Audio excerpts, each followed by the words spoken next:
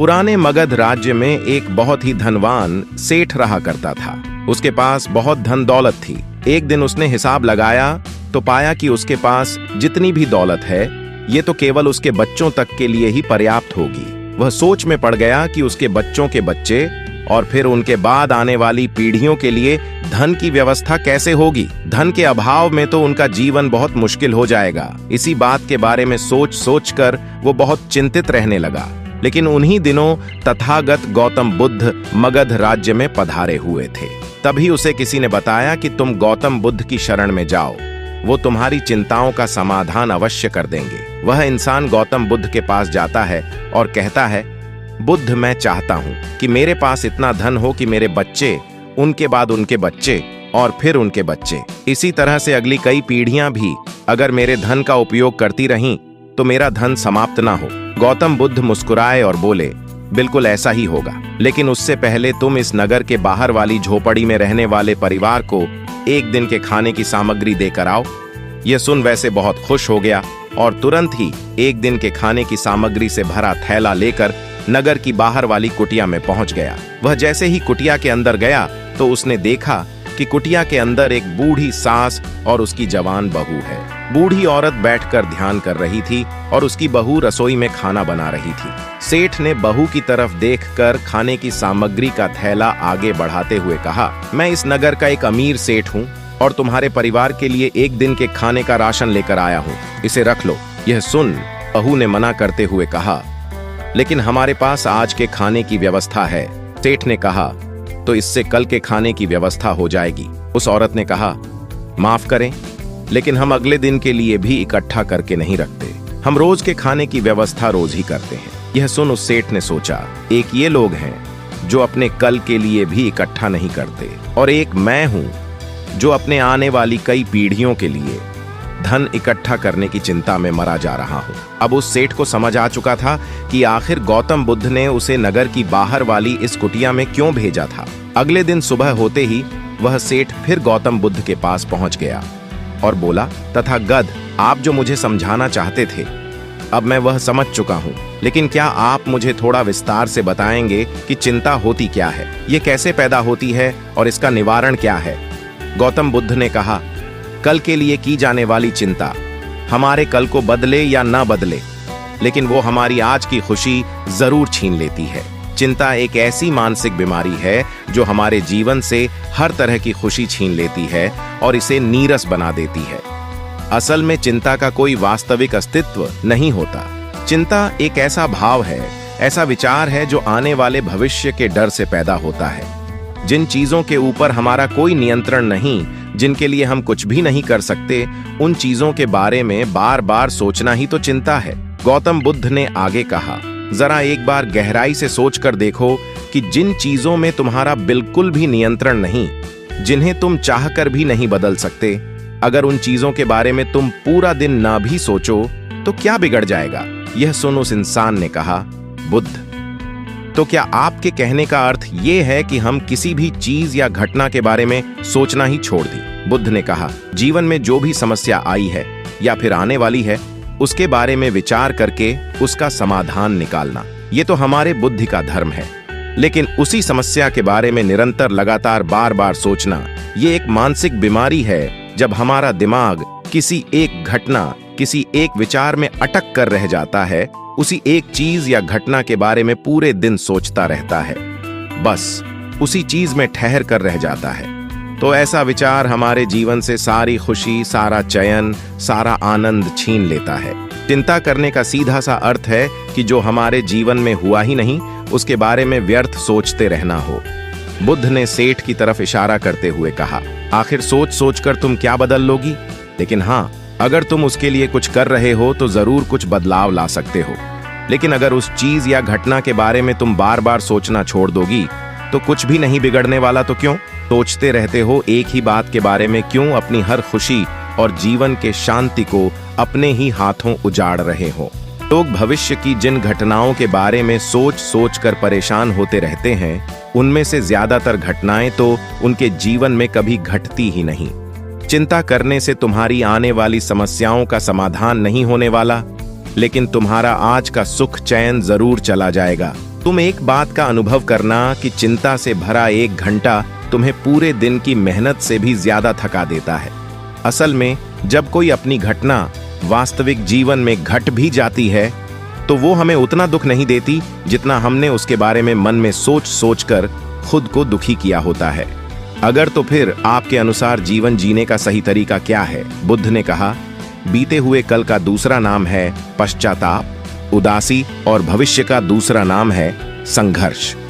अगर आज हमारे मन में कोई इच्छा है और वो पूरी नहीं होती तो मन भविष्य की योजनाएं बनाने लग जाता है।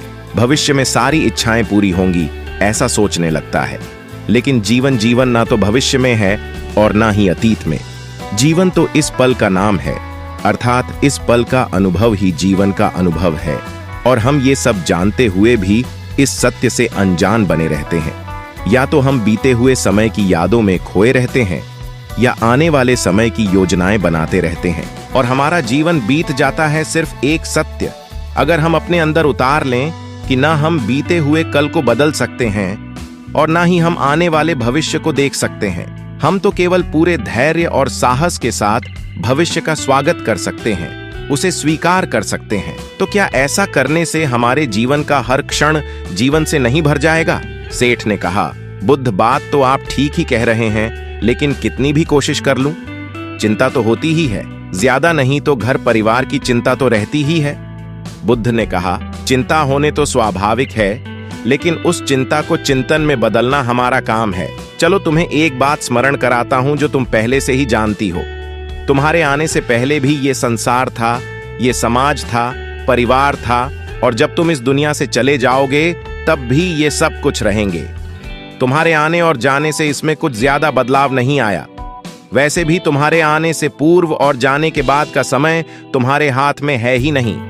तुम्हारे हाथ में है केवल और केवल वो समय जिसे तुम अभी जी रहे हो, वो समय जिसमें मैं अभी तुमसे बात कर रहा हूं, तुम मुझे सुन रही हो। बस यही तुम्हारे हाथ में है और हर बार तुम्हारे हाथ में बस इतना छोटा सा ही एक पल आता है और फिर वो हमेशा के लिए गायब हो जाता है।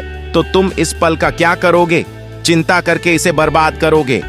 मैं तो यही कहूंगा कि हर इंसान को चिंतन करना चाहिए। चिंतन करना चाहिए इस बात का कि कैसे इस समय का अधिक से अधिक उपयोग किया जा सकता है, कैसे अधिक से अधिक महान कार्य हम कर सके, कैसे हम सब में आनंद बांट सके। ध्यान रखना कि चिंता इंसान को उसकी चिता तक ले जाती है और चिंतन उसके मन को कुंदन बना देता है। सेठ ने कहा, बुद्ध, मैं आपकी बात समझ गया कि हमें जीवन को ज्यादा गंभीरता से ना लेकर इसे पूरी ऊर्जा और आनंद के साथ वर्तमान में जीने की कोशिश करनी चाहिए। सेठ ने आगे प्रश्न किया, लेकिन बुद्ध, अगर कोई इंसान चिंता से घिर चुका है तो वो इससे बाहर कैसे आए? गौतम बुद्ध ने कहा, क्या तुम कभी किसी बड़ी सुरंग से बाहर निकले हो? कितना भयानक अंधकार होता है। सुरंग के अंदर हमेशा ही यह डर लगा रहता है कि अगर इसके अंदर फंस गए तो क्या होगा, कैसे निकलेंगे सुरंग से। लेकिन अगर ध्यान से देखें तो सुरंग चाहे कितनी ही बड़ी क्यों ना हो, सुरंग के दूसरे किनारे पर हमेशा प्रकाश ही होता है और उस प्रकाश तक वही पहुंच पाता है जो उस पूरी सुरंग को पार करके सुरंग के दूसरे द्वार तक पहुंचता है। और ठीक इसी प्रकार हमारे जीवन में कई बार हम लोग खुद को निराशा और चिंता की काली सुरंग में फंसा पाते हैं, जहां से बाहर जाने का रास्ता नजर नहीं आता और ऐसा लगने लगता है कि ये जीवन ऐसे ही समाप्त हो जाएगा। लेकिन ऐसी परिस्थिति में ठीक उस सुरंग की भांति इस निराशा और चिंता को समाप्त करने वाला आशा का प्रकाश उसे ही मिलता है, जो निरंतर आगे बढ़ता रहता है, जो लगातार प्रयत्न करता रहता है। इसीलिए अगर तुम्हारे जीवन में कभी भी उदासी और चिंता का पल आए तो रुकना मत, बस लगातार प्रयास करते रहना, तुम्हें सफलता अवश्य मिलेंगे। अब तक सेठ गौतम बुद्ध की बातें समझ चुका था। उसने बुद्ध का धन्यवाद किया और वहां से चला गया। लेकिन उससे पहले दोस्तों की मैं इस वीडियो को समाप्त करूं, मैं आपके साथ 5 ऐसे प्रैक्टिकल टिप्स शेयर करना चाहता हूं। इस्तेमाल करके आप अपने लाइफ में आने वाली बहुत सी चिंताओं और परेशानियों को काफी हद तक कम कर सकते हैं। तो जो पहली सीख है वो यह है कि जीवन को ज्यादा गंभीरता से लेना छोड़ दें कि यह हो गया तो क्या होगा, वह हो गया तो क्या होगा, कुछ भी नहीं होगा। अगर कुछ हो भी गया तो आप उस परिस्थिति के अनुसार कोई ना कोई रास्ता निकाल ही लोगे। इस पृथ्वी को ब्रह्मांड में बने हुए 450 करोड़ वर्ष पूरे हो चुके हैं, और अगर आप और मुझ जैसा कोई भी इंसान 100 साल चिंता करके चला भी जाता है तो इसमें इस ब्रह्मांड का कुछ भी नहीं बिगड़ने वाला। इसीलिए हर रोज खुद से ये बोलिए कि मुझे सिर्फ जिंदा नहीं रहना बल्कि जीना भी है। दूसरी सीख ये है कि हर छोटी छोटी बात के लिए चिंता करना छोड़ दे। जैसे ट्रैफिक में फंसने की चिंता, कोई छोटा मोटा पैसे का लॉस हो गया, उसकी चिंता आज ठंडा खाना पड़ेगा, इसकी चिंता, और ना जाने ऐसी कितनी फिजूल की चिंताएं हम अपने मन मस्तिष्क में लेकर धोते रहते हैं। जरा एक बार सोच के देखिए कि जिस दिन आप अपनी आखिरी सांसें गिन रहे होंगे, क्या तब भी ये सारी परेशानियां आपको उतनी ही बड़ी लगेंगी जितनी आज लग रही हैं? नहीं ना। तब उस दिन ये सारी परेशानियां जो कि आज आपको पहाड़ जैसी लग रही हैं, एक छोटे से रेत के कण से भी छोटी लगेंगी। इसलिए हर छोटी बात के लिए चिंता करना छोड़ दें। तीसरी सीख, यह बात हमेशा याद रखें कि जीवन बहुत छोटा है। आप आज, अभी और इसी पल भी मर सकते हैं। हम हर बात की चिंता इसीलिए भी करते हैं क्योंकि हमें लगता है कि अभी हमारे पास बहुत समय है, हम बहुत सालों तक जिंदा रहेंगे।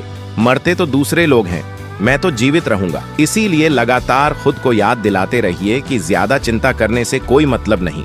हो सकता है कि आज का दिन मेरा आखिरी दिन हो। चौथी बात, आप ये स्वीकार कर लिए कि इस दुनिया में कोई भी परफेक्ट नहीं होता। सबसे गलतियां होती हैं, इसीलिए लोगों को माफ करना सीखे। इस दुनिया में ईश्वर ने जो भी बनाया है सब बहुत खूबसूरत है। अगर हम उसमें अच्छाई नहीं देख पा रहे तो इसका मतलब ये नहीं कि वो चीजें खराब है, बल्कि इसका मतलब ये है कि अभी तक हम इतने मैच्योर नहीं हुए कि हम उस चीज में अच्छाई देख सके। और पांचवी बात, लोगों की मदद करिए, बिना उन्हें बताइए। जब हम बिना किसी पर एहसान चढ़ाए बस ऐसे ही उसकी मदद करते हैं तो हमें अंदर से एक गजब की शांति और सुकून का अनुभव होता है जो हमें ताकत देता है।